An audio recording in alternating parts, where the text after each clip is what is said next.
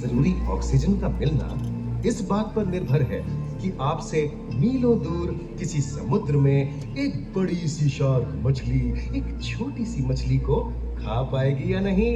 क्यों, यकीन नहीं होता ना?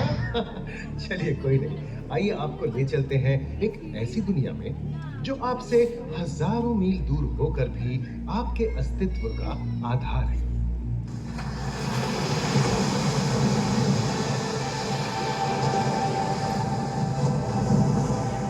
ये महासागर है, मीलों दूर तक फैला हमारे जीवन का केंद्र, जिसका पानी हर देश की सीमा से परे है।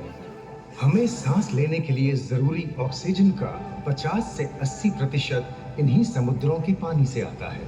ये भी कह सकते हैं कि ये सागर एक विशाल संयुक्त परिवार की तरह है, जिसमें ये सभी जीव एक ही घर में रहते हैं, जैसे मछलियां, mollusc, dolphin, seal, walrus, crustacean, bacteria, समुद्री एनीमोनी और हाँ, ब्लू व्हेल भी, जो पृथ्वी का सबसे बड़ा जीव माना जाता है। और जंतु ही नहीं, इन समुद्रों में पौधों की भी लाखों प्रजातियां पाई जाती हैं।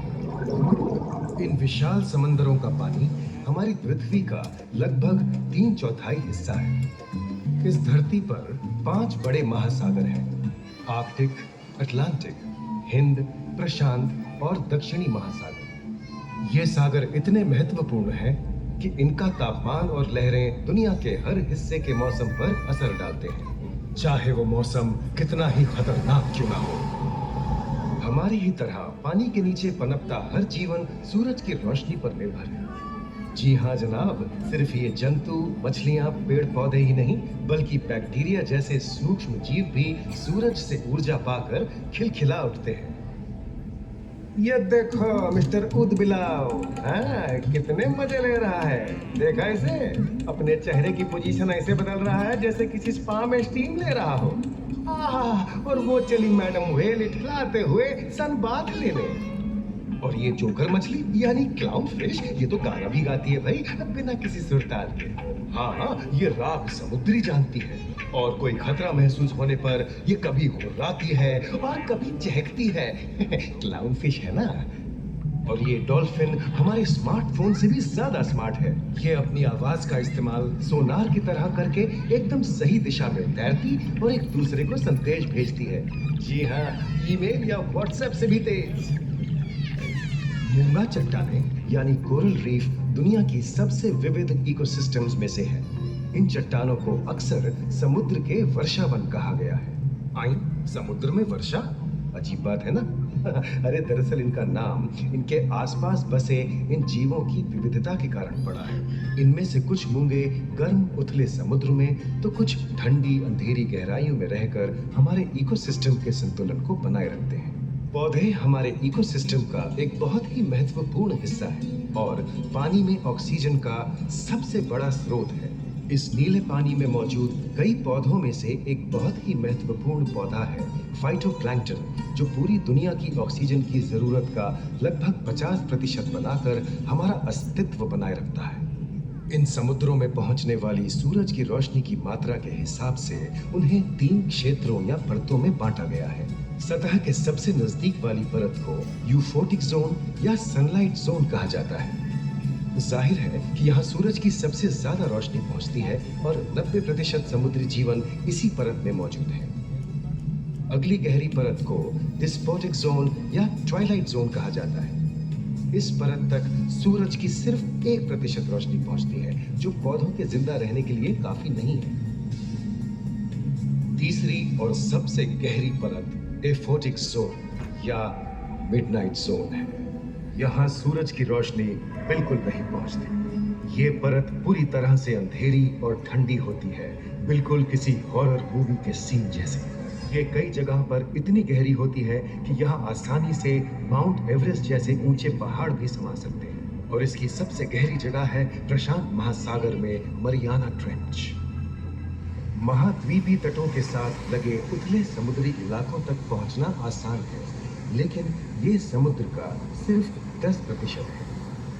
समुद्र की गहराई जितनी बढ़ती जाती है, उतने ही वहां के हैरत अंगेज जीव जिन तक पहुंचना मुश्किल होता जाता है।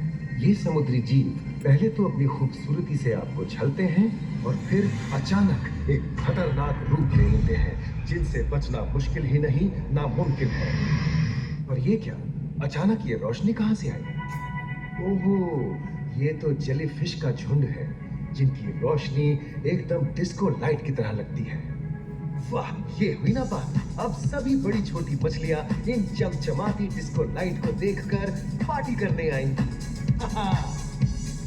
और फिर यही रोशनी उन्हें बेरहमी से दबोचकर उनका शिकार करके अंधेरे में वापस गायब हो जाएगी। लेकिन सभी शिकारियों को छलावे से लुभाना नहीं पड़ता। सबसे घातक शिकारियों में से है शार्क, जैसे ग्रेट व्हाइट और टाइगर शार्क। शार्क आमतौर पर सूरज ढलने के बाद अंधेरे में शिकार पे निकलती है, समुद्री जीवों का यमराज बनकर। आज तक शार्क की 500 से ज्यादा प्रजातियों का पता चल चुका है। ये हर तरह के खुले महासागरों में, मूंगे की चट्टानों में, आर्कटिक की बर्फ के नीचे और समुद्र की अंधेरी गहराइयों में पाई जाती है। और ये है समुद्री घोड़ा, जो तबड़क तबड़क नहीं, छप छप छप छप करता है, यानी दौड़ता नहीं, तैरता है। हमने इन समुद्रों के बारे में बहुत कुछ जाना है, पर अभी भी बहुत कुछ जानना बाकी है। ये सागर गहरे और विशाल, ठंडे और अंधेरे में डूबे होते हैं। इन गहराइयों में पनपने वाली 17,000 से अधिक प्रजातियां मानो किसी कल्पना से कम नहीं है। किसी खूबसूरत एंजल की तरह दिखने वाले जीवों के साथ साथ न जाने और क्या-क्या देखने को मिले।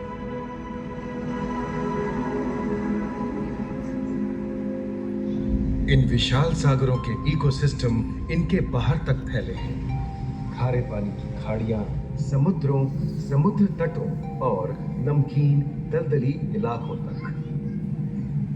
मानव जाति दशकों से प्लास्टिक, जहरीले रसायन, तेल और ऐसी कई चीजों को पानी में बहाकर समुद्रों को नुकसान पहुंचा रही है। कई समुद्री जीवों या मछलियों की दर्दनाक मौत और उनकी इस तड़प का जिम्मेदार हमारी मानव जाति ही है। पिछले कुछ दशकों में वैज्ञानिक पैमाने पर सामने आए खतरों में से एक बड़ा जलवायु परिवर्तन है, जिससे महासागर गर्म हो रहे हैं और ग्रीन हाउस गैसों की अधिकता और ऑक्सीजन की कमी के कारण इन समुद्रों का अम्लीकरण हो रहा है। सागरों के इस तरह गर्म होने से पानी का स्तर बढ़ गया है और बर्फ की चादर पिघल रही है। इस विनाशकारी बदलाव के परिणाम स्वरूप समुद्री जीवन खत्म हो रहा है और पूरे इकोसिस्टम के लिए ऐसे खतरनाक हालात हम ही पैदा कर रहे हैं।